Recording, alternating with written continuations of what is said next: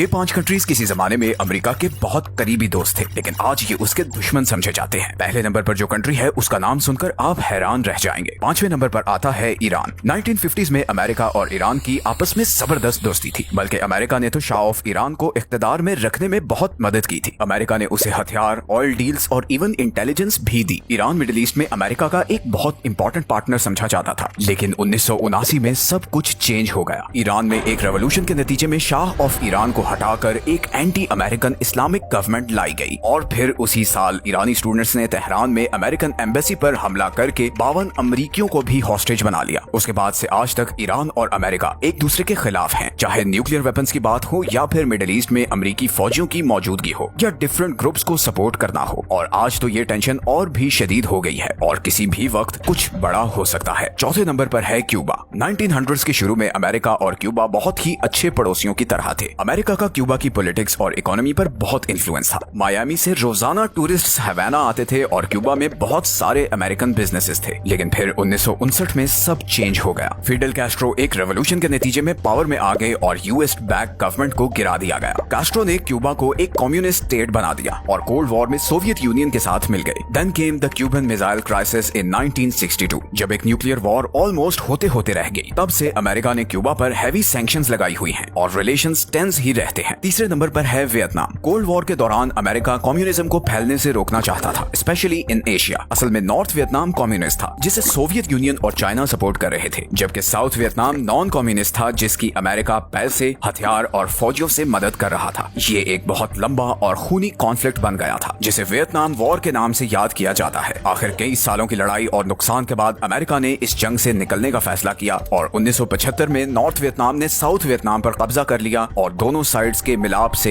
एक नया कंट्री वजूद में आया, जो टोटली कम्युनिस्ट था। अगले कई सालों तक वियतनाम ने अमेरिका से डिस्टेंस रखा। आज गो के इकोनॉमिकली दोनों कंट्रीज के बीच चीजें बेहतर हो चुकी हैं, मगर पुराने जख्म अब भी बाकी हैं। दूसरे नंबर पर है रशिया। आप यकीन नहीं करेंगे, मगर अमेरिका और सोवियत यूनियन वर्ल्ड वॉर में दोस्त थे और दोनों ने मिलकर नाजी जर्मनी के खिलाफ लड़ा था। लेकिन वर्ल्ड वॉर के बाद सब कुछ चेंज हो गया और कोल्ड वॉर शुरू हो गई। ये टेंशन, जासूसी और न्यूक्लियर थ्रेट्स का एक लंबा दौर था। रशिया, जो कि सोवियत यूनियन का मेन पार्ट था, वो और अमेरिका सख्त दुश्मन बन गए। यहाँ तक कि जब 1991 में सोवियत यूनियन टूटा, तब भी रिलेशंस बेहतर नहीं हुए और आज तो यूक्रेन वॉर, साइबर अटैक्स और हथियारों की दौड़ ने इन दोनों को एक बार फिर आमने सामने ला खड़ा किया है। और फाइनली नंबर 1 पर वो मुल्क आता है जो कभी अमेरिका का सबसे बड़ा ट्रेड पार्टनर और खामोश दोस्त समझा जाता था, लेकिन आज वही अमेरिका का सबसे बड़ा कंपेटिटर बन चुका है और ये कोई और नहीं बल्कि चाइना है। 1970s में अमेरिका ने चाइना को दुनिया से कनेक्ट करने में मदद की। ट्रेड एग्रीमेंट्स हुए और रिलेशंस बेहतर हुए। चाइना ग्लोबल इकोनॉमी का पार्ट बन गया और तेजी से ग्रो करने लगा। लेकिन आज कहानी पलट चुकी है। अमेरिका चीन पर जासूसी करने, फौजी ताकत बढ़ाने और अनफेयर ट्रेड प्रैक्टिसेस के इल्जाम लगाता है। साउथ चाइना सी और ग्लोबल टेक मार्केट्स में चाइना जिस तेजी से आगे बढ़ रहा है, उसे रोकना नामुमकिन नजर आ रहा है। चाइना अपनी मिलिट्री, टेक्नोलॉजी और ग्लोबल इन्फ्लुएंस में हेविली इन्वेस्ट कर रहा है। बहुत से एक्सपर्ट्स का ख्याल है कि अगर ऐसे ही चलता रहा तो चाइना बहुत जल्द अमेरिका को ओवरटेक करके दुनिया की अगली सुपर पावर बन जाएगा। तो इस वीडियो से एक इंपॉर्टेंट लेसन ये मिलता है कि इंटरनेशनल पॉलिटिक्स में कोई सच्चा दोस्त नहीं होता। आज के दोस्त कल के दुश्मन बन सकते हैं। आपका क्या ख्याल है? कौन सा ऐसा कंट्री है जो आज तो अमेरिका का दोस्त है लेकिन कल उसका दुश्मन बन सकता है?